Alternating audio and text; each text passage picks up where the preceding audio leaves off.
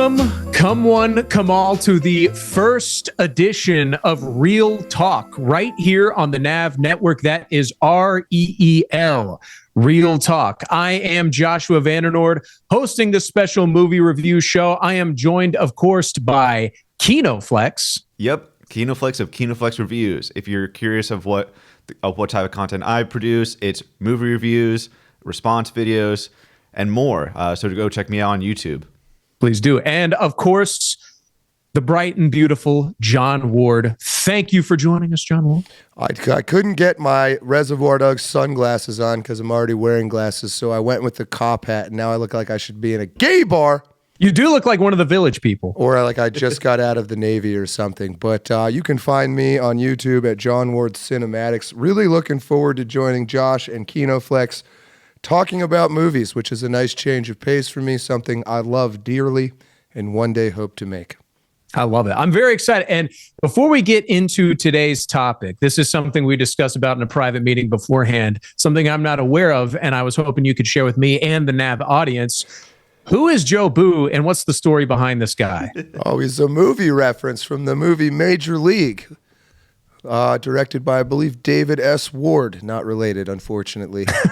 It's just the team that's down on their luck and a bunch of drunken idiots is a great little model for making a good sports comedy. And there's been a million of them, like Goon, the hockey movie, is a recent one.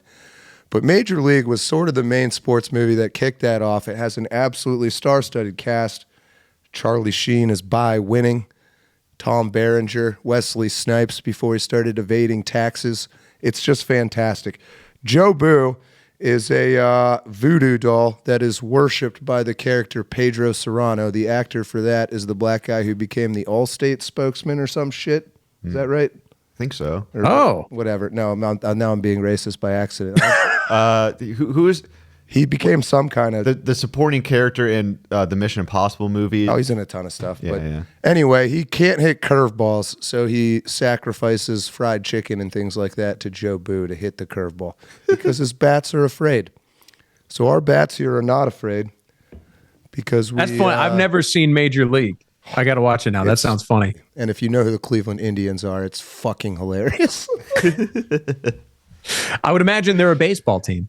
Oh, they were so bad. There's a great joke at the beginning of the movie where they need a new manager who is one of the best casted actors of all time in any movie ever. And he's this guy, Lou, and he's working at Lou's Tire World. He's like fucking some shitty car store. They call him. They go, "Hey, Lou, how would you like to manage the Cleveland Indians this year?" And he goes, "Oh, let me think about it."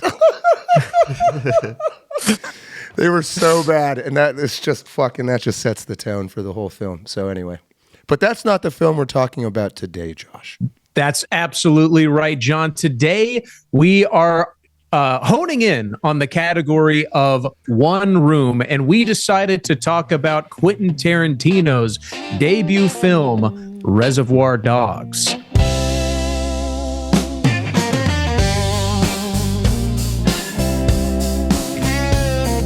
The topic of One Room, we had selected a bunch of categories to pick from, and One Room is, the idea of this is that it's a movie where the setting takes place in a centralized location where, due to circumstance, plot, whatever, the characters are confined to a singular space. This can be something as big as a house, a room, or even a coffin in certain instances. Ooh. But that is the idea behind the One Room category.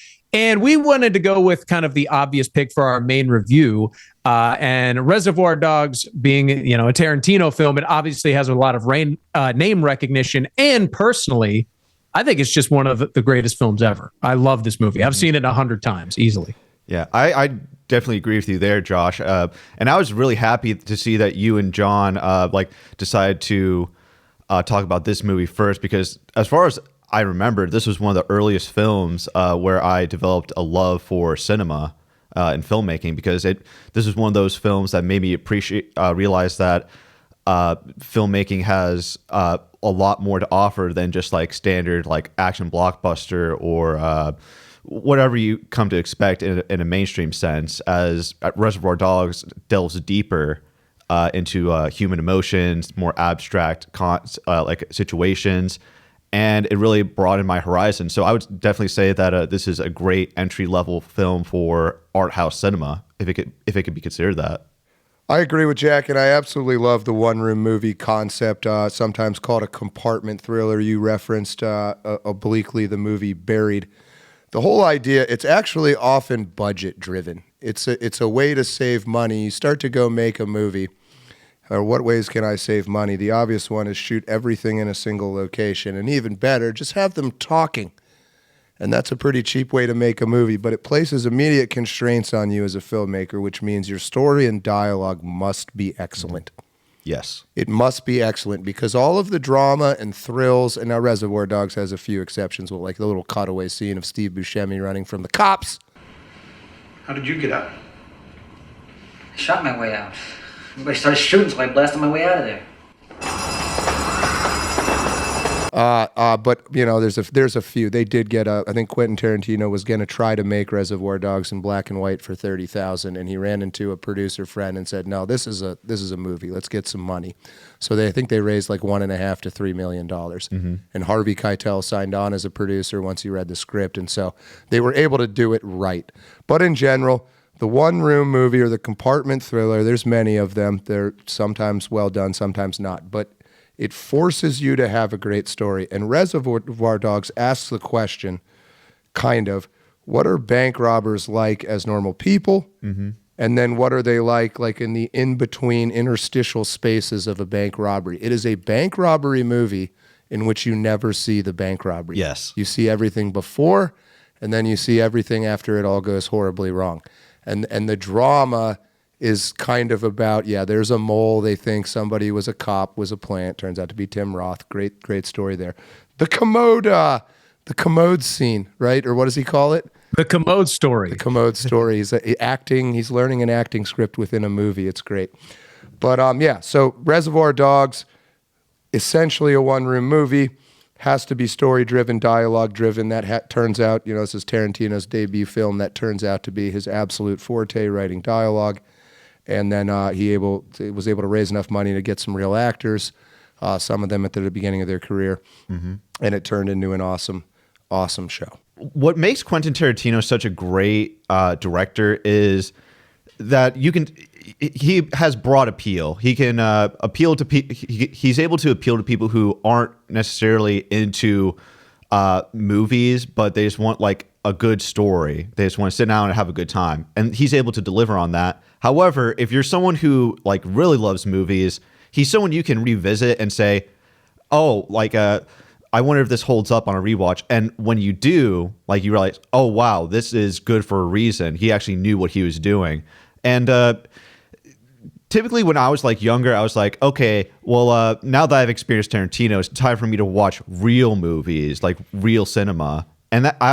And then now I'm watching it and looking back, I'm just like, I was an idiot back then. Like that was me being a hipster, because there are people to this day who will say that Quentin Tarantino is overrated, and they'll say I might be one of them, but we'll get to that. Okay, yeah. But a lot of people will say that Tarantino rips off other movies. I might also be one of those people, but we'll get to that. Yeah. But in Reservoir Dogs' case, they typically cite a Chinese film from the 1980s called City on Fire. And it has a lot of similarity. If you watch it, it has a lot of similarities to Reservoir Dogs. It follows an undercover cop who works with a bunch of criminals as they plan a heist for a jewelry store.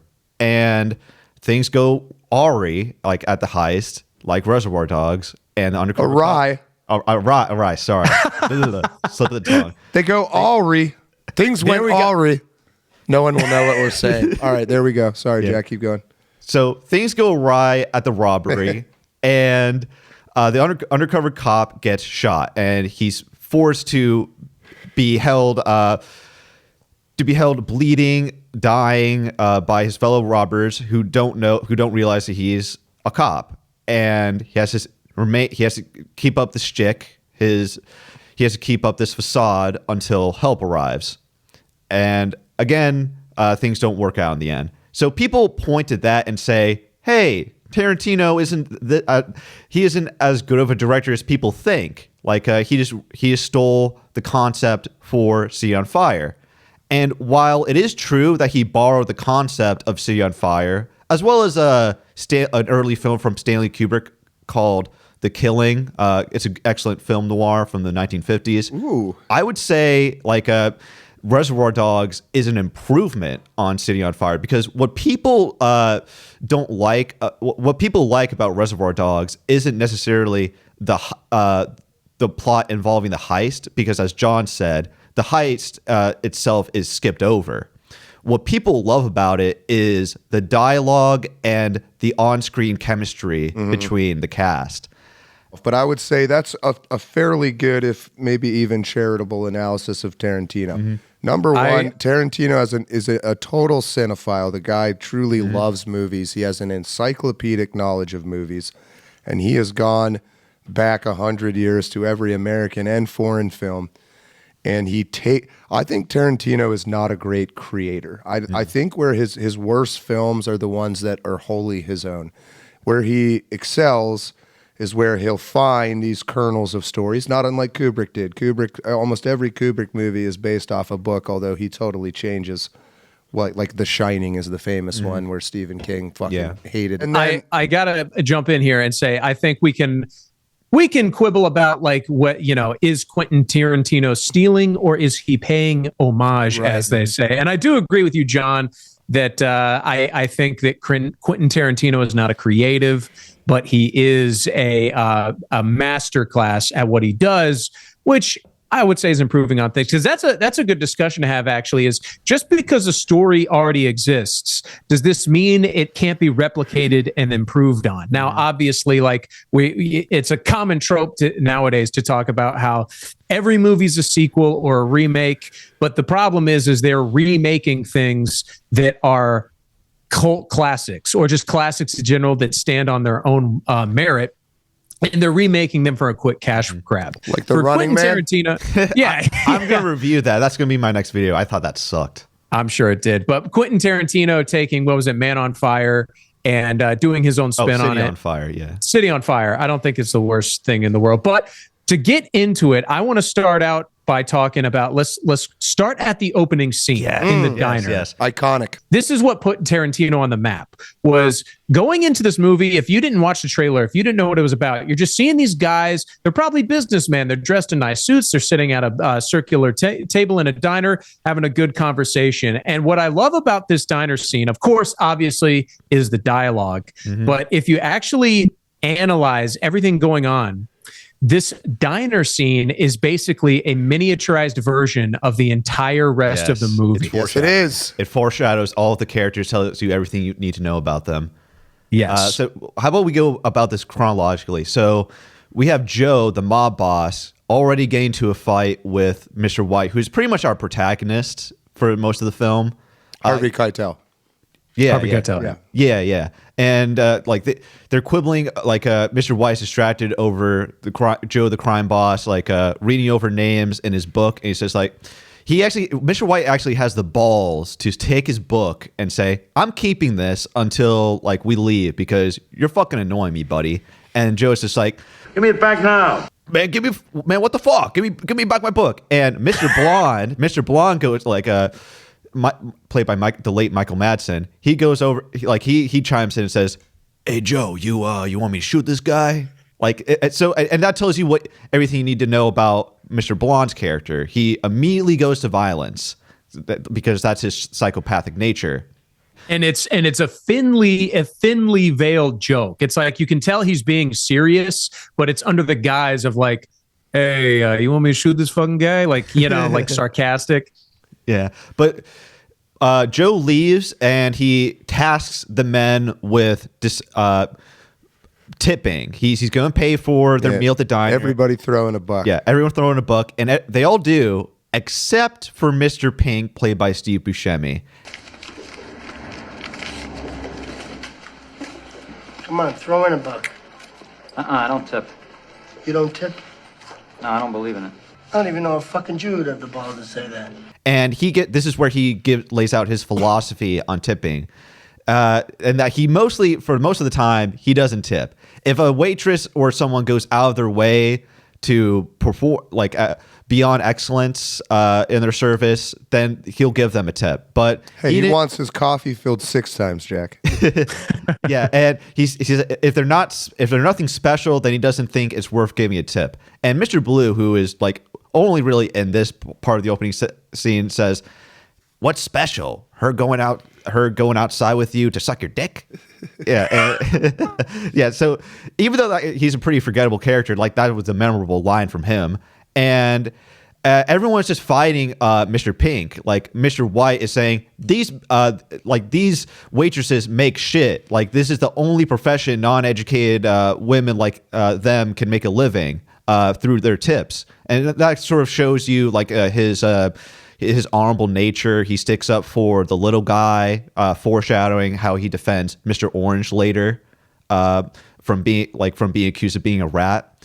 And Mr. Pink, it kind of goes both ways, right? Because I would say, not to jump in on you, but Steve Buscemi, Mr. Pink, it's demonstrating that he is logical and he is a professional. Yeah. That comes up later in the movie when he's on the ground with his gun pointed up and he says, "Am I the only goddamn professional here?" Exactly. And he's the one who is the first to realize that there is a rat. Yes. Because of how how convenient the cops were there immediately. Not even Joe and his son, Nice Guy Eddie, figured it out initially, but Mr. Pink does. But getting back to the tipping scene, I think it could be looked at in 2 ways. It's him being logical, like that. He gives a completely logical, coherent argument as to why he doesn't tip. It could also mean that he's self-centered and selfish. He doesn't want to pitch in. I don't know if I agree with that, because if you remember at the end of that, when the Thing, as they describe him, which is a great description, as he comes back to the table and says, "Who didn't cough in?" and then Steve Buscemi gives his whole speech. By the end of that, Joe's like, "Hey, I paid for all your food. Throw in the fucking..." And he goes, "All right, because you paid for the food." But normally I would never do this. Yeah, but he's still he's logical. He's also willing to compromise to avoid stupid situations. Yeah, that's a good way of looking at it. Comes up later too.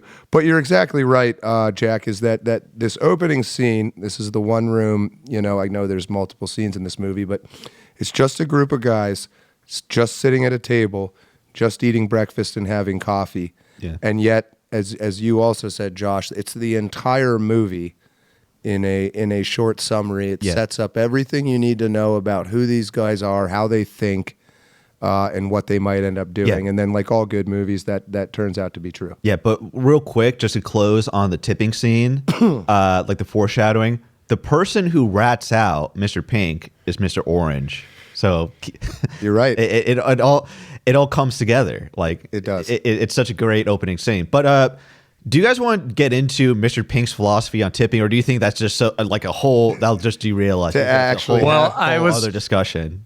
I was going to say, I think that was to add to the point about Mr. Pink's nature in this whole ordeal. It's like he's logical to a fault, to where there's actually several moments throughout where he's basically walking Mr. White through his logic of, there's a rat. And then when Mr. Blonde comes in, he goes, "This guy's the only fucking guy I trust. He's too crazy to talk to the cops," which backfires because, he's not willing to accept Mr. Blonde's faults, which granted, Mr. Orange kills Mr. Blonde later. But, if he had lit that cop on fire that he was torturing, well, that would have completely exposed them, a burning man in the middle. And as they've established, they are in a crowded area shooting a gun. When Mr. Blonde goes outside to get the gasoline, you hear kids playing in the park. You hear that there are people around. Mm-hmm. That's a good point. Nice guy Eddie, played by Sean Penn's brother, Chris Penn, I believe. I didn't know that. Was his brother or son? No, it wasn't Sean Penn's son. It's Chris Penn, but yeah, that's got to be his brother. I mean, that guy was in Rush Hour. Yeah, Sean Penn's not that old. He gave a really underappreciated performance, I would say. He gives like a lot of great lines all throughout the film. You're right. He is the younger brother. I'm thinking of the other. Who am I thinking? He's just gonna decide out of the fucking blue. I love. Pretty good. Yeah, but also like that one scene with Mr. Blonde saying, you come out of prison and you're already talking like a he doesn't say black guy, but let's just say black guy. You've been taking so much black semen up your ass that's going into your brain and coming out your mouth. What the fuck's wrong with you? Like, I love that line. That's such a great line. And that's just another like a thing about what makes this film so enjoyable on rewatch. The dialogue is so unique and it just it's just so entertaining. To the point The Tarantino locker room talk. Yeah, absolutely. To the point of the overall structure of the film, that to just advance that discussion. So you have, I know there's some overlap, but essentially chronologically, in a sense, that gets mixed up in the actual movie itself. But you have two stages to this movie. It is, again, fundamentally about this heist, and then you have the stuff happening before that happens and the stuff happening after that happens, and you never really actually see any of the heist. But what you have is sort of this build-up, and my personal favorite part of it is Tim Roth's character, that is the undercover cop, and then he goes through, I think, 3, it might be 4 iterations of the Commode story. So in order to infiltrate this criminal organization, this is sort of like a subplot of the movie, he gets a literal script for a scene, like a movie scene, called the Commode story, and it's, I think, described in the movie as an amusing anecdote that like a drug dealer would tell, that other criminals would find, it would ingratiate this guy to them and make him seem like a legit criminal. And so the story itself is great, but you have this very awesome and seemingly realistic sort of character study on Tim Roth, where he starts by rejecting the story, like, I can't do this. And then in the successive iterations, you see him getting better at making the story his own, which culminates in where he's actually telling the story to these criminals like Joe and Mr. White and stuff like that. And so, yeah, he's so convincingly worms his way into the group that other than Steve Buscemi, maybe he's like the last guy they suspect. Yeah. The one of the aspects I appreciate the most about this film is the parallels between Mr. White and Mr. Orange, and they both have an underlying irony in how they're written. Mr. Orange is supposed to be a heroic character by being since he's a cop, but he relies on deceit, which isn't necessarily associated with virtuous people or a virtuous act. Mr. White, on the other hand, even though he's a career criminal, he has this sort of outdated idea of honor among thieves and a code. And he abides by that code, even if even if it incriminates himself or brings him down, and it ultimately becomes his own undoing. And I think that to me is what the film is ultimately about. How there is no honor among thieves. It's pretty much a dead concept. Well, we're talking too just quickly about making an existing story or concept and remaking it better is not really stealing. I'm suddenly seeing a lot of overlap here, similarities anyway, with The Departed, which is Scorsese, who of course nobody would accuse of ripping off anybody. Yeah. He's totally original. But in the same way, you have these two diametrically opposed characters. One is ostensibly a police officer, but he's corrupt. That's Matt Damon. Mm-hmm. The other one is ostensibly a criminal, but he's a good dude. He has a moral code. That's Leonardo DiCaprio. So it's very similar here. That is... Again, there's different little stories going on within Reservoir Dogs because it's about people. So there's a story about each major character going on that gets woven together. But ultimately, if the film, like you're saying, Jack, is about one thing, it's these two opposing forces, Tim Roth, Mr. Orange, and Harvey Keitel, Mr. White. Harvey Keitel is a real criminal who gets duped because he's actually trusting and moral and has a code. Tim Roth is actually a real cop, and he's been totally deceitful. Yeah. Another aspect I see people criticize about this film is they didn't really see why Mr. White, a career criminal, would go out of his way to risk his life for Mr. Orange. They said that was pretty unrealistic, but I would say like it makes sense in the context of the film, as shown before in the opening scene, we get a good idea of what his character is. But also, he's someone who's very sentimental, as seen in his brief flashback with Joe. He broke up with his partner, who was who was a woman. There was like a romantic. There were like romantic undertones. It was implied, and so he doesn't just see people as his partners in crime as necessarily just people he works with. He views them as like actual people. So when human beings, yeah. So when he gets intimate, or when he develops a friendly camaraderie with Tim Roth or Mr. Orange, that's something he hasn't done with his other associates. So that's why he feels more compelled to defend him than the others, who he doesn't really like at any point. You don't get the impression that he likes them. He doesn't like. Well, yeah, I mean, this is again Tarantino. Sorry, Josh, just quickly, and then we'll be quiet here. I promise. But like, it's first show, right? We'll find our rapport. All of these characters have such depth. When you hear people talking about modern movies now and how they suck and there's no character development, you hear that term a lot. It's these one-dimensional is another term that's used a lot. Like Rey in Star Wars is a great example. So you take this low-budget, one-room movie, and of course, to be good, there has to be that depth. And so Harvey Keitel, Mr. White, like Jack is saying, he's not a cardboard cutout. He's older than Tim Roth by maybe a decade or two. Like, he's got this father-son thing that he starts to lock into. He starts to look out for the guy and take him under his wing. He has this backstory of learning hard lessons and losing the ability to trust. This movie takes place in a slice of his life where he's kind of, I think, on like a redemptive arc, or at least trying to be on a redemptive arc. It's actually true of Michael Madsen's character in a way too. He just got out of prison and is trying to show he's still useful to the organization and things like. But every single one of these characters is not black and white. There's quite a bit of story about them within the brackets of the runtime of the film. But like Jack is saying, there's implied greater depth before that, and in some cases, like Steve Buscemi, after the film ends. It's like the film does a very good job at coming off like you took a photograph of this 2-hour period that's in like a 20-year-long story. Yeah, like the implied backstory. I love that element of it as well. I also wanted to comment on something you guys had said, where the subtle character development, like, for example, Tim Roth's character, he has absolutely no incentive to reveal to Harry or Harvey Keitel, Mr. White, that he is a police officer, but he almost...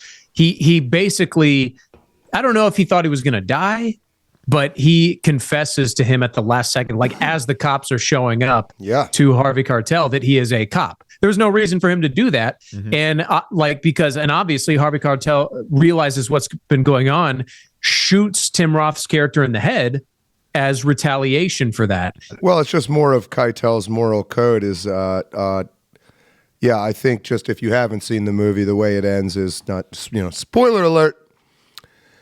So they do the robbery. The main chunk of the movie takes place at this safe house that we've sort of referenced, where and that's the main one room of the movie. This just warehouse where Tim Roth is lying shot.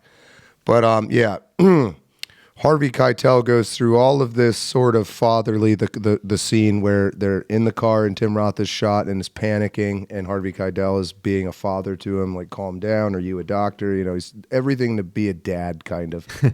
At the very end, so Tim Roth is dying, but he's trying to hold out until the major criminals arrive at the safe house. They don't want to arrest the lesser criminals. They want to arrest Joe. They want to arrest the guy at the top.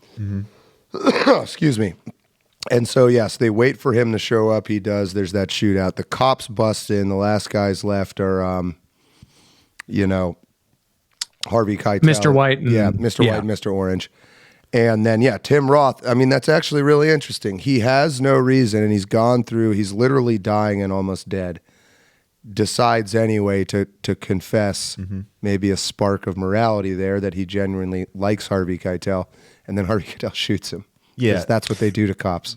What I think may have been his logic is that maybe if he confessed to Harvey Keitel, Harvey Keitel might accept the reality of the situation because he knows he's probably going to go out shooting, but he doesn't want Harvey Keitel to die. So maybe he thought if he confessed to him, that would be like enough for him to give up. That's interesting. Yeah, he was actually trying to save his life. Maybe is what you're saying. Another thing I wanted to mention about the movie that I really enjoy is, as Quentin Tarantino has said before, he always tries to make his villains not someone that you can necessarily relate to, but that someone you can understand. And not that I would say there's even a specific villain in this movie, but I would say this movie falls under the category of like a what do they call it? Like a flip. So it's like not all cops are good and not all criminals are bad. I'm not exactly sure what the word for that would be, but what I like about this is it's not even a dichotomy, a flip of the dichotomy. But when most movies end up doing that, what they do is it actually ends up being the exact same story, but flipped. But in this story, it's like there's colors to it. Ironically, Mr. White, Pink, and so on. So like you do get the honorable criminal in Mr. White. You do get the not corrupt cop, but like the deceitful cop in Tim Roth's character. You get the psychopathic criminal in Mr. Blonde. You get the logical, calculated criminal in Mr. Pink. Yeah. I liked your reading on the ending, Josh. My own reading is similar to yours in that I saw it as Mr. Orange trying to get Mr. White to see that even though like his persona as Mr. Orange, the criminal, was fake, the friendship he had with him was real. So he was trying to, like you said, get him to give up because he didn't want to see him die. But Mr. White, since he is still a criminal at heart, he still believes in the criminal code, takes him out because he's a rat. And that's why the film ends in it being a death of a friendship rather than the continuation of it. Because at the end of the day, they are part of two wildly different lifestyles and mindsets. Well, I mean, we talk about Tarantino ripping stuff off or borrowing from it. Tarantino definitely loves samurai films and Asian films. Yes. You may have heard of Kill Bill. Yep. Like Lady Snow or something like that. Well, so I think he, whether consciously or not in Reservoir Dogs, but definitely in other movies, he bakes into it sort of that there's this hierarchy that is very samurai coded, I guess you'd say. Like samurai have their retainer, the lord that they work for. So in the case of Reservoir Dogs, all these criminals are sort of like samurai working for their retainer, Joe. Mm-hmm. And Tim Roth, maybe his great sin, Mr. Orange, the cop, is that he gets Harvey Keitel to betray his retainer. If you remember, at the end of that movie, doesn't Harvey Keitel shoot Joe? He does. Yeah. Yeah. And so it's, again, this movie is very complicated. It's about people and it's about their relationships. Maybe Tim Roth goes in as a cop, assuming all criminals are black and white evil guys.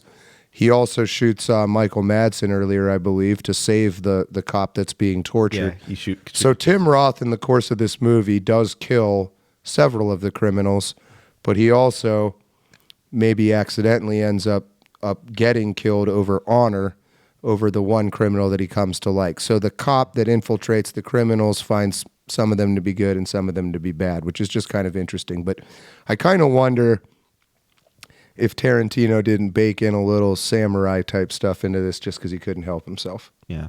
Samurai are all about honor after all. So maybe to me, like Keitel is the samurai. I like that. I'm not a huge samurai buff, but I think I basically get the gist, especially after watching Kill Bill. Couldn't no tell Kurosawa for you, Josh? You young buck? Kurosawa. Seven Samurai? Kurosawa.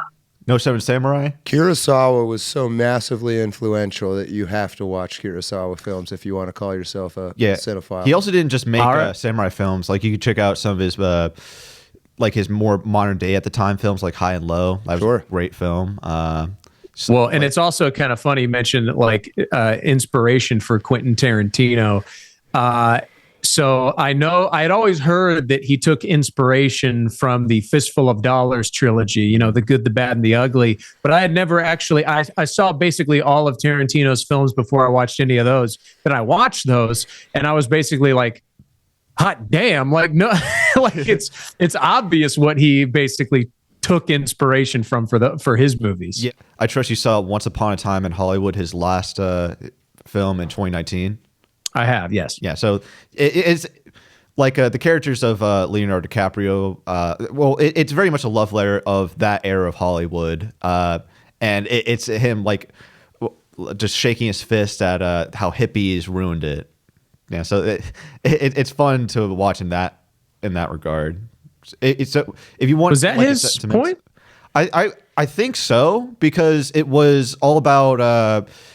I think in interviews he said that like we're living in the worst age of Hollywood, like in his opinion, and that era of Hollywood was what he considered the best, and we've kind of moved past from that. I don't know. I don't like how Tarantino, in my opinion, devolved into this like revisionist history, victim porn, like Inglourious Bastards. I mean, Christoph Waltz is fucking, what an insane find that was. But other than that, I can't stand that movie. Not because my real last name is Hitler or anything like that. If you didn't know. I have a unique take on that film that I don't think a whole lot of other people have. Should we get into that here? It might get edited out. Why not? Yeah, we got time. Sure. Yeah. I basically saw it as Tarantino pointing out that anyone is susceptible to wartime propaganda if you frame it at the right audience and person. So, and this is best illustrated with the theater scene where the Nazis are like laughing their asses off over like their enemies getting killed on screen, and then they get killed in pretty comedic fashion. Like Hitler gets blown the fuck away by the Bear Jew. I forget what who the actor playing Eli Roth. Eli Roth, yeah, that guy. He gets blown away by Eli Roth playing the Bear Jew, and the intention is that we're supposed to feel the same way as the German audience. At least that's the trick Tarantino is trying to convey.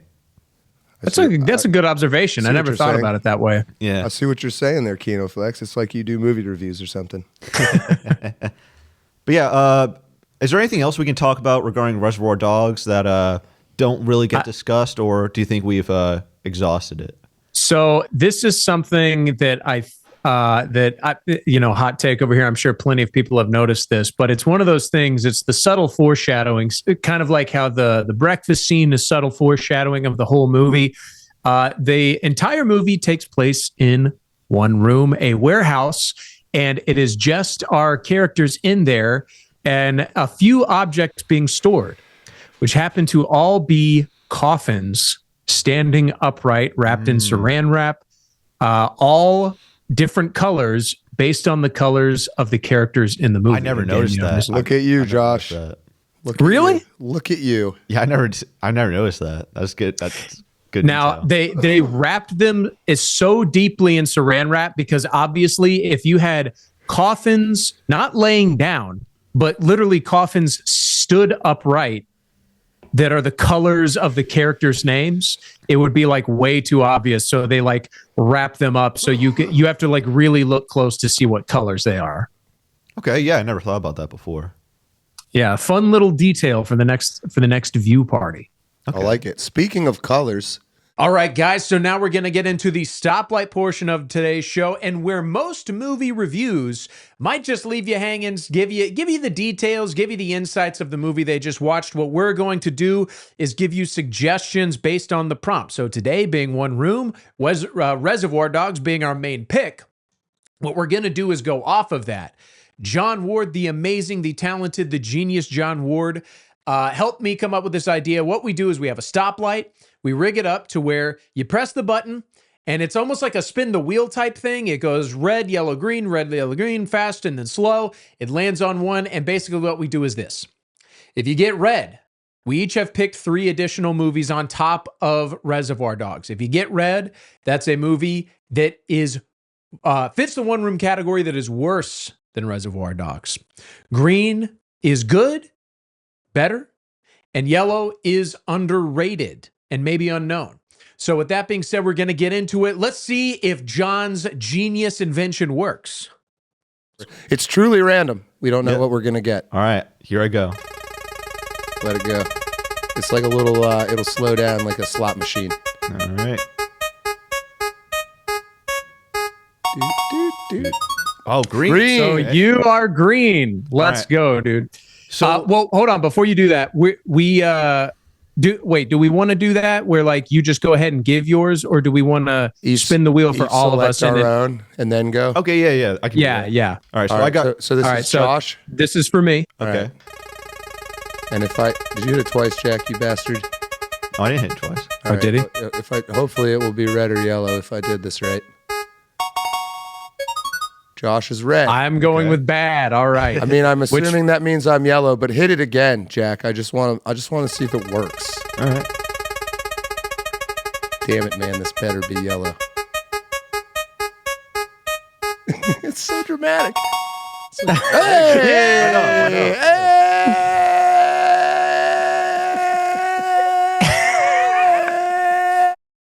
John.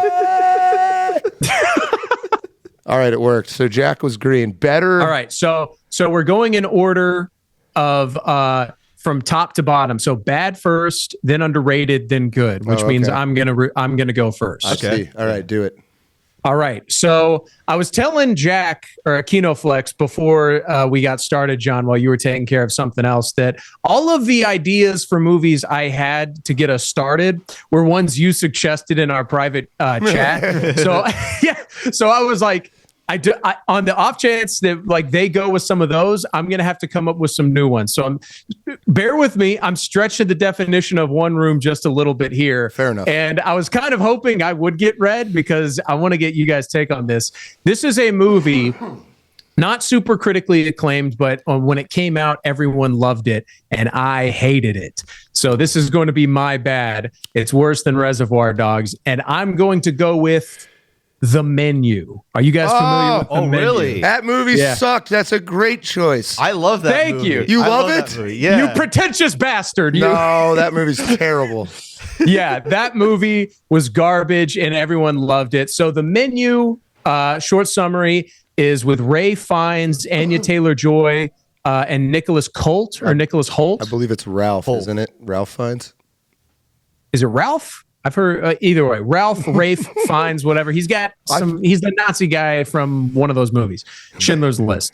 But this movie is this guy owns a private island, and all this island is a restaurant. It is a restaurant where they grow and cater all the ingredients there. Super fancy. It's for rich people only. And basically, what happens is this cook played by Ralph Fiennes. It is Ralph, as by an the way. artist. I just found out. It is Ralph. Okay, Ralph Fiennes.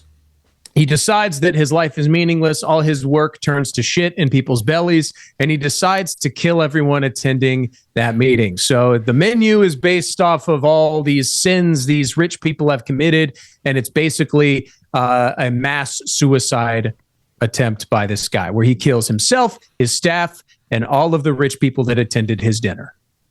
Why did you like what? Okay, so this will be our first ever debate on our first show.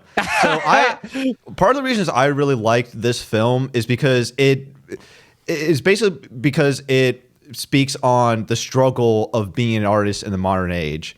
Ralph Fiennes' character, his name, like chef, the chef, I forget his character's name at the top of my head, but his main gimmick, like you said, Josh, is his main motivation is wanting to kill all of his rich elite customers because they aren't really uplifting him. They aren't really making him feel. They aren't making his art progress because they're all unreal.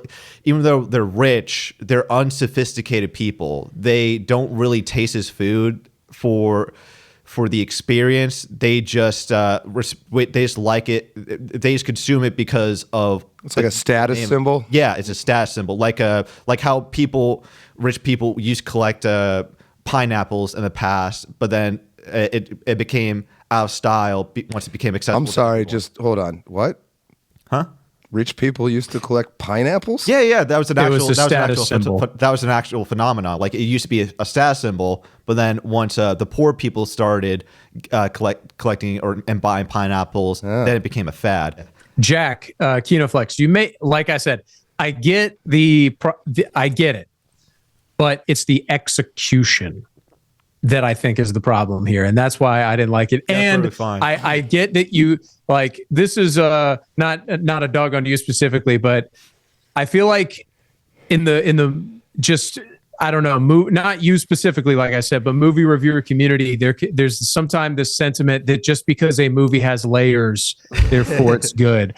The layers, they're fine. And like I think John says, when you put it that way, you actually make a pretty good case. But I still think the movie's bad. Damn it! That's fine. I don't care. I kind of agree. What did you guys? I still don't like it, but Jack saw some stuff there that I don't think I...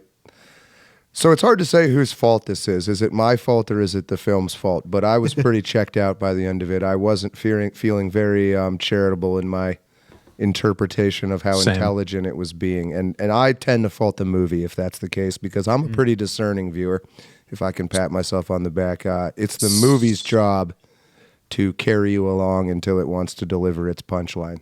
Right. So before we go into the yellow category, which John will share his movie, did you guys want to share your red picks?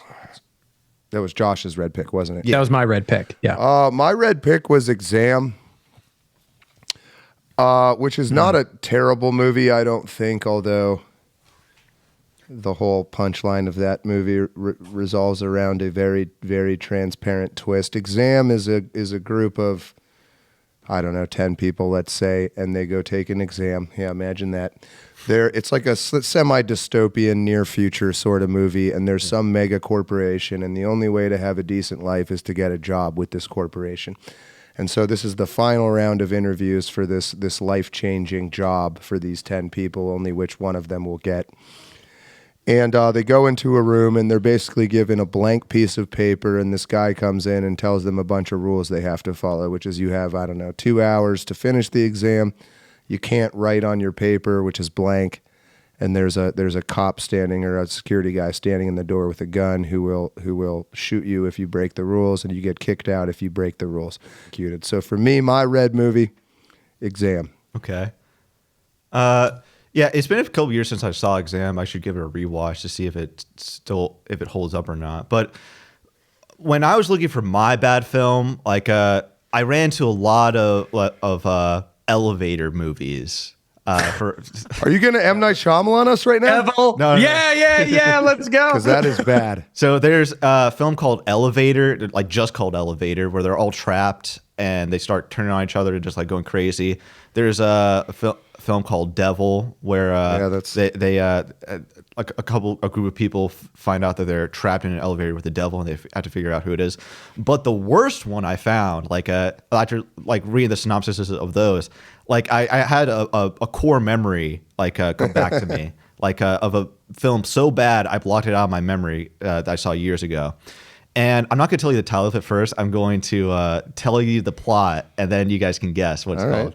So it stars Charlie Sheen, and he is in the World Trade Center, talking with his lawyers, trying to finalize a divorce with his wife. And they both go down an elevator with 3 other people, but suddenly there's a crash. There's a loud explosion, and they're like, "What's going on? What's going on? We're trapped."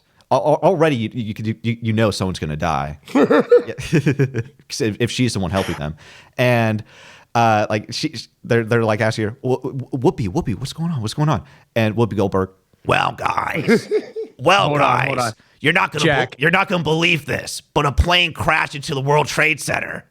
You're telling me there's a 9/11 drama starring Charlie Sheen and Whoopi Goldberg called 9/11. It's called 9/11. No, I swear to God, I've never heard of this movie. I've never heard of this either. It was so bad, people pretend it doesn't exist. It's so shit. So is the twist that they died? What Charlie Sheen dies in the end. But I mean, like, did they get hit by the plane and it's all like a... I think they're all fictional. Like, they're all fictional characters. I don't think it's based off It's like one of those people. kindergarten books that a kindergartner writes where, like, they were dead all along. I wouldn't go that much. I just don't think they actually existed, but they're just using 9/11 as like as the shtick. And it's to called get it's called 9/11. Yes, just 9/11. If you that's... and you can watch it for free. Yo. You can I don't watch even it for need free to see it. You can watch it for free on YouTube. That's where That I is found definitely the worst. Jack, what year did this come out? 2017. Oh man. Are you serious? That's I was gonna say like 2011. Like that seems like a reasonable enough time to make it and it to get memory hold. That's crazy. Yeah, but once a plane crashes into the World Trade Center, like they're all the movie just takes place in the elevator and just like them having a back and forth with Whoopi on how they can get out. And it's just in this elevator. That honestly sounds like a better version of Devil. If they had played their cards right, they should have made Whoopi Goldberg Satan. Yeah, but it's so. Oh my God, it's so painful to get through. Are we allowed to say retarded on this show? Sure, we can say Yes. retarded. All right, so It was retarded. It was 9/11 was retarded. All right. We gotta focus up here, lads. Now we go into the yellow category. Underrated, unknown, something you've never heard of but should probably watch. That is John. John, what was your pick? Serendipitous result for me to get the yellow. I have the greatest one-room movie of all time for you, and it's super, super low budget. Years ago, in my YouTubing heyday, I actually wrote a tweet about this, and the producer of the film found me, and I tried to interview him before I knew how to use OBS, and it was just totally crashed and burned. But maybe someday we can... Damn it. This guy, I think he searches the internet for when anybody talks about this movie, so he may like reach out to us, which would be great. But it is called The Man from Earth. It is a sci-fi film written by Jerome Bixby, who wrote a lot of Star Trek episodes. And the plot is essentially this. The entire film takes place in the cabin or this rural house of a college professor who's about 35 years old, roughly my age, youngish college professor, in if we're being relative to other professors. He is retiring and leaving his job after being there for about 10 years. And he's in his cabin that's kind of rural and packing up, and maybe like 6 or 7 or 8 other professors who are friends with him show up to do this little impromptu goodbye party for him because they like him. And they just end up sitting on couches in his living room because everything's been packed up, and they have this discussion. And that is the entirety of the movie. The discussion is this. They're all much older. Each one of them has an expertise. They're a PhD in a different field. So there's like a biologist, there's a religious studies person, there's an anthropologist, there's a historian or something like that. One little fun fact of this movie, one of the guys is Tony Todd, who is a 6'6" giant scary black dude who played the Candyman. You remember that? Yeah. Yep. And I actually met Tony Todd at Niagara Falls randomly. I was up there. I was walking literally right past the falls on the Canadian side, and there's this giant, very conspicuous black dude who was wearing head to toe a fedora, a suit jacket, and pants made out of like a golden-colored crocodile skin. He had that shit on. Yeah. And he was on the phone, and he was with this woman who was, I think, his wife, this other black woman who looked exactly like Queen Latifah, and she was like 6'3". So I went over to her and I was like, "Hey, I don't like to like interrupt and be a fanboy, but is that the Candyman?" And she's like, "Fucking yeah, it is." Yeah, and so he was actually cool. He like put his phone down. He's like, "Yeah, what's up?" So anyway, so Tony Todd. I wish I had known his name at the time. I don't think you're doing his voice justice. It's Oh yeah, no. Well, go watch the original Candyman. He's awesome. No. I mean, like when you described his like voice, like He didn't really. He was just going, "Oh, thank you." okay. Gravelly. But he was very accommodating when I said hi when he was on the phone. Yeah. Anyway, so he plays a totally off-brand character in this movie, and I think he does quite a good job. Anyway, the Man from Earth is this 35-year-old guy that's leaving, says, "I'm tempted to do something I've never done before since you guys bothered to show up and say goodbye." He goes, I am a 10,000-year-old immortal. And every 10 years, people start to notice that I don't age. and so I got to go somewhere else. And they all say, ha ha, what are you writing, write a science fiction novel or something like that? And he's like, yeah, say that I am. You know, why don't you try to poke some holes in my story? So it begins as sort of they're sitting around drinking scotch out of Solo cups because he packed away all his glasses. So there's literally couches, a fire, and scotch in Solo cups, and that's it. Like it is truly a one-room movie. And so they start asking him about like, oh, okay, like what's your earliest memory? But anyway, long story short, each of these people questioning him start getting more and more freaked out, and they start using their individual expertise to try to poke holes in his story. So, you know, the anthropologist asks certain questions, the religious asks certain questions, and he just is so masterfully and convincingly answering them that some of them start to believe he really is immortal. Some of them start to think he's crazy. So they call their one other friend, which kind of breaks up the one room thing temporarily. He's a psychologist. And so he comes in and asks, where it gets truly interesting is, let's skip all whether or not this is true. Tell us why you're doing this. And that's a really interesting question. And so, man, do you want me to just tell you how it ends, or should I leave it open-ended? Leave it open. Leave it open ended, because this is the movie recommendation. It is so. It again. There is no action on the screen. None. Mm-hmm. There is maybe one part where a gun is involved, but I think they added that scene just for the trailer to make it seem more exciting. It is. Such I was just going to say. Yeah. I watched the trailer for this, and there's a part where a guy like tackles him from behind, but it's like like buddy, and I was like, that has to be like put in the trailer so people think something happens other than they just. Well, it's a well-cut trailer, honestly, but you don't need that stuff. That, by the way, is because the one professor is a black belt in jiu-jitsu, and so he thinks he's making a point, and he tries to sneak up on the guy, and the guy obviously gets out of it, and he's like, you know, I'm a black belt, and he goes, give it another 10,000 years. But it's not cartoonish, is what I like so much about it. It's not these shitty Hollywood answers of like there's all kinds of shit this immortal guy doesn't. They're like, where were you 700 years ago in March? And he goes, where were you 2 months ago on Tuesday? And they're like, oh, I don't. He's like, that's not how memory works. He's making all these good points about. Like it's not like he remembers like a computer would every moment of his 10,000 year life. He remembers the high points and the low points. It's written as someone with something of a background in psychology research. It's how somebody would actually remember 10,000 years. Like it, you know what I mean? Does that make sense? Mm-hmm. It's just so convincing that I swear you find yourself sitting at this movie where it's just old people on couches talking. And you just get sucked into it. And you, like the other characters, are just like, is this fucking guy immortal? Like, is he for real? Like, you go on the same adventure that the other characters go on. So The Man from Earth, by far, it's one of my favorite movies in general. Now, again, if you're not into these sorts of things, maybe not for you. It's a little cerebral. It's a little knowledge heavy. Like if you read about history and you'll love it. If you don't care about that kind of stuff, you might get kind of bored. But I've shown this movie to like non-movie people that only watch Harry Potter type shit, and they loved it. Mm.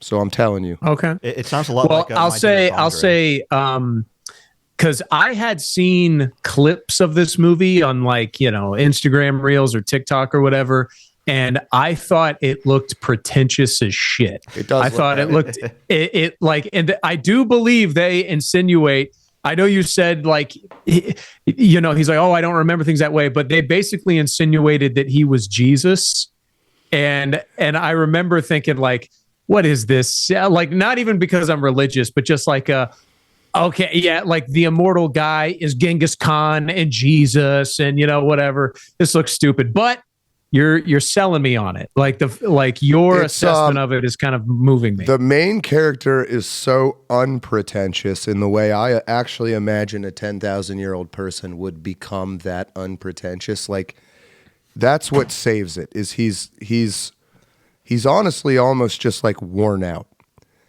and almost like he doesn't even he already kind of knows before he even tries that maybe this wasn't a good idea.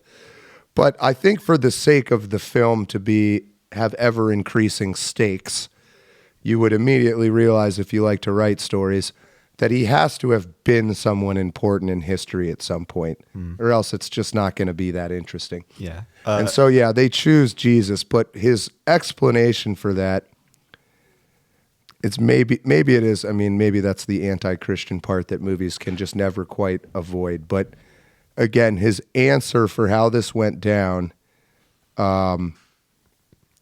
is interesting. And it's in my opinion, it's maybe a little bit of leftist anti-Christian propaganda. It does not ruin the movie at all.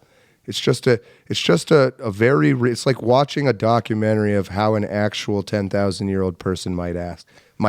Again, the biologist is like, come to my lab, I'll do some tests. And he's like, I don't really have an interest in proving it to anybody. And I'm a little wary of ending up in some lab for the rest of my life if you do those tests, because you'll see that it's true, and I'm a person, and why the fuck would I want to do that? And I have no interest in whether or not you believe me at all. And then they're like, well, why would you tell us this? We're going to go tell everybody. And he goes, go ahead. One or two people down the telephone line, no one's going to fucking believe you. Like, go tell them. Go tell your friends that I'm an immortal caveman. And you're like, holy shit, that's true. Like, if I told you guys I was, and you believed me, the next person you told would not believe you. You know what I mean? So it's like, it's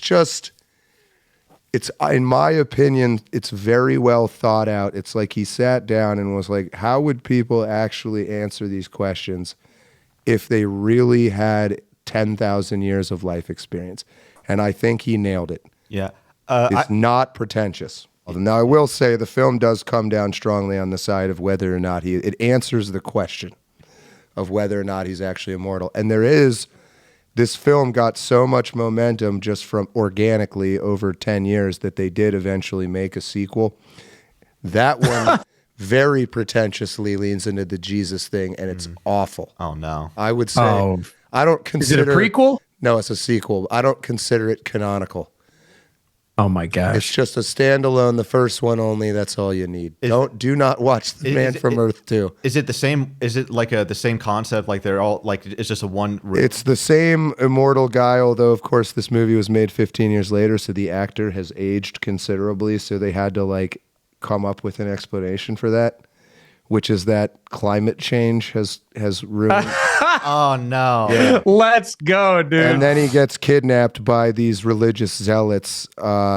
It's stupid. Yeah, that's the sort of leftist movie Josh was talking about, because that's how you do that concept poorly. Just have that's kind of what I imagine. Just have the smart. Yeah, like, The Man from Earth 2, Josh, is everything you're suspecting the first one of being, but the first one is not that way. It sounds like Jack agrees. Yeah, I agree. Like, it sounds as though like It has the immoral, like, smartest guy on earth just parrot like whatever whatever opinions the director feels with. That's Josh. This is not a modern version of TV and movies where it's a black woman that's the smartest character. I've seen the cast. I know Tony Todd is in it. I recognize him. There's that like nerdy scientist guy who I've literally only seen in one other thing, which John is 2012. Billingsley, I think, is that actor's name. Yeah. All right, Jack, what is your yellow pick?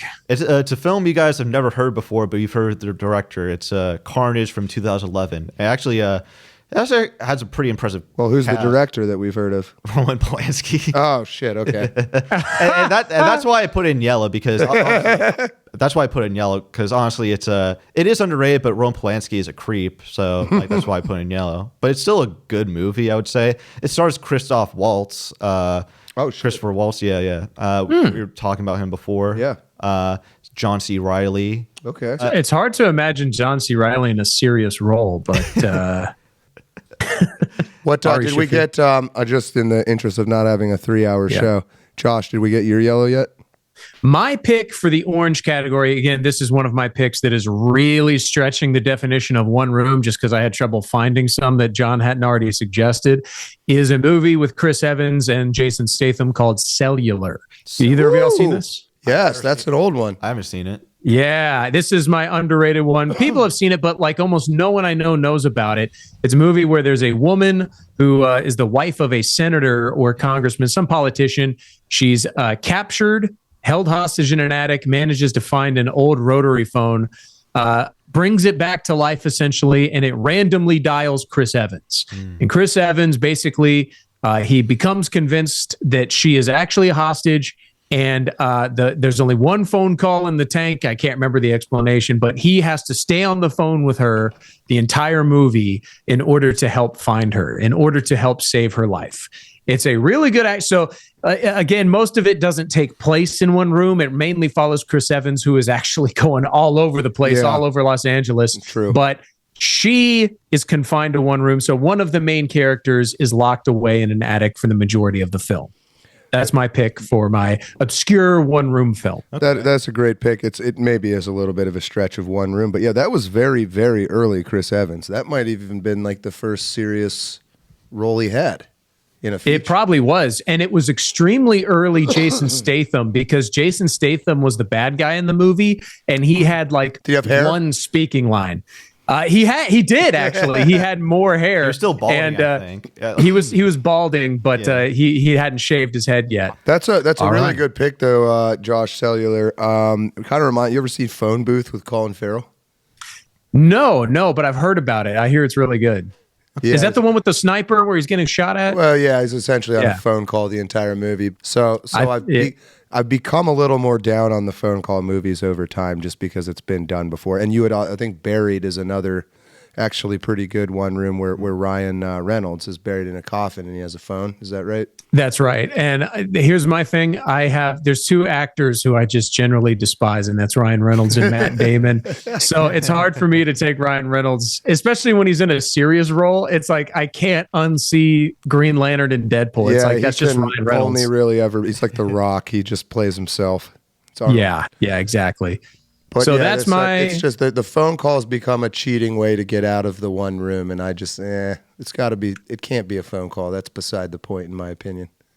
Yeah, I know. Like I said, I was Cellular, stretching it thin. well, it was pretty good, and there is action. There's him on the street and stuff, so it was a good choice. I like it. Okay. I appreciate it. So for the orange category, John picked A Man from Earth. It is yellow. That's a yellow light. Whoa, yellow light. Okay, maybe they're different in PA versus We got to South slow Carolina. down, honey. The light's turning orange. Fair enough. So John picked A Man from Earth. Now we're going to get into, finally, Jack's pick for the green category, the Better Than Reservoir Dogs film. Jack, what's your choice? So, like, I had to choose a film I see as 10 out of 10 masterpiece. And the film I chose is the 1954 Alfred Hitchcock film Rear Window. I don't know if you guys have seen it. It stars James Stewart and Grace Kelly. So James Stewart plays Jeff. He's a photojournalist who, after an accident, finds himself confined in his luxury apartment, and he's being taken care of by his girlfriend, Grace Kelly. And he's very bored. He spends his time like looking out the window, observing all of his neighbors who have you're not given the names for all of them. Like some of them have nicknames, and you see like they're pretty eccentric in their own ways, and yeah, it's pretty fun watching him do that. But one day he notices that his neighbor, like straight across, seemingly murders his wife. So he like gets very obsessed, and he tries to find ways of uncovering how to bring his neighbor to justice. So I think a lot of people have seen this already, since it's so well known. What I'm going to recommend is not necessarily people see it for the first time, but to watch it as less of a murder mystery and more of a character study, because it's both a murder mystery and a character study, but the character study aspect gets really not talked about as much. The set design is fantastic. It's beautiful. You see again, it takes place in one room, and he's looking out onto this other set of other buildings, but it looks so it's so beautiful to look at that you don't care. Like it's so detailed. Like it's amazing. I highly recommend. It's almost like, what would you say that the set is a character? Like yeah. Again, yeah. When you're limited to one location, you better make sure that set is sexy as hell. Exactly. I like it. So I'm going to go ahead and share mine. Save the best for last for John. So my pick for the green category is A Ghost Story. Are you guys familiar with this? I don't know that one. I haven't heard of it. No. You don't know this one? Okay, so this is it has the red stamp of death, but it's actually a good movie. This is an A24 film with Casey Affleck. And I won't spoil the ending, but essentially what it is about is Casey Affleck lives in a house with his beautiful wife, and an accident befalls him. He dies, and it's about him as a ghost. So literally the entire movie is Casey Affleck watching the events that proceed after his death. He's confined to the house he lives in. He's watching his wife basically grieve him, move on. He remains basically stuck as a prisoner in this house for the next 100 years, observing all the families and new people that come through it. And it literally is him in a he looks like E.T. when E.T. was going out for Halloween. He's got like a sheet over his head with 2 eye holes cut out. And it's Casey Affleck as a literal like ghost costume walking around. No one can see him, but he can see everything else going on. It's really good. It's Casey Affleck. It's A24, so it's very sad, very esoteric, but it is a tremendous film. Highly recommend. Okay. John. I've never seen it. I have no thoughts on it, but I will check. A Ghost Story? A Ghost Story, yes. About what year did you say, roughly? Do you know?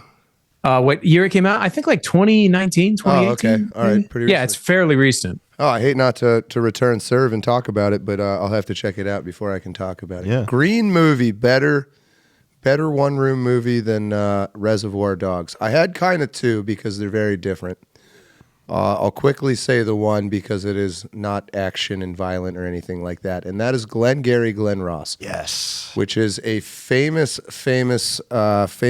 play now movie written by David Mamet. If you guys don't know who David Mamet is, you should learn about him. He has influenced film writing for pretty much every film since he came around. Really, really figured out a lot of the science behind writing good stories, David Mamet. But you want to talk about great dialogue. This is that movie with Alec Baldwin. Mm-hmm. Always be closing. Yeah. Right? Brass balls, put that coffee down. That's the famous scene everybody You can't sell shit. You ain't shit. So hit the bricks, pal. I have a question because I said I was going to watch it, but I didn't. I ended up not having the time. Is this the movie where the guy goes, "Fuck you, that's my name"? Is that the same movie? It's all the same scene. It's that one scene in particular everybody remembers. Yeah. In fact, I think there's another like stockroom movie with Ben Affleck and Giovanni Ribisi called Boiler Room. Mm. And I'm pretty sure they watched that scene from Glengarry Glen Ross.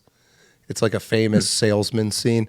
The movie's all about these guys trying to sell shit. And it's like 4 or 5 actors, and they're all superstars. It's Kevin Spacey, Al Pacino, Jack Lemmon, Alec Baldwin has that small cameo, and gosh, who's the other guy? I can't remember. But all titans. Oh, Ed Harris. It's phenomenal, but it is not action. It's much more Man from Earth than it is Reservoir Dogs. Any final thoughts? I'm going to announce the 3, and then we'll go to spin the wheel, decide our pick for next week, and then we'll move on. Let's do it. Yeah, let's just do it.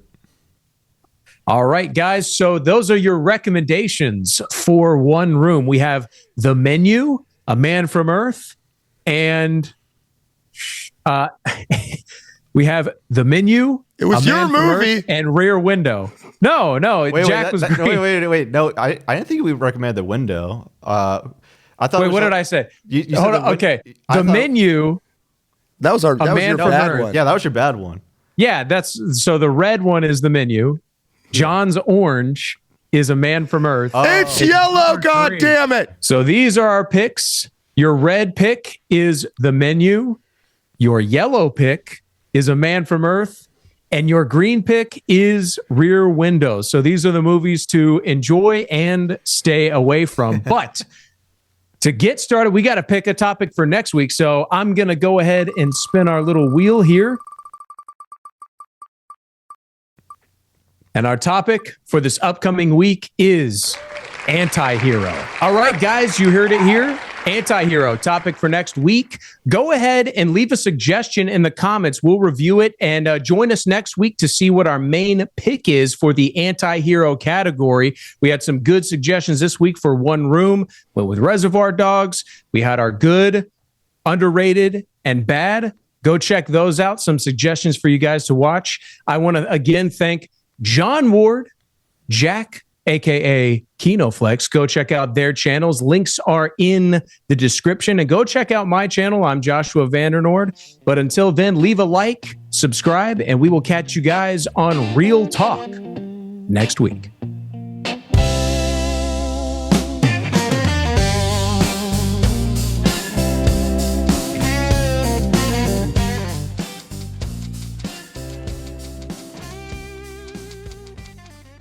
There you go. Yeah. That's the only one I know. Now say toy boat 3 times as fast as you can. Okay. Toy boat, toy boat, toy boat. Oh! Let's go. How?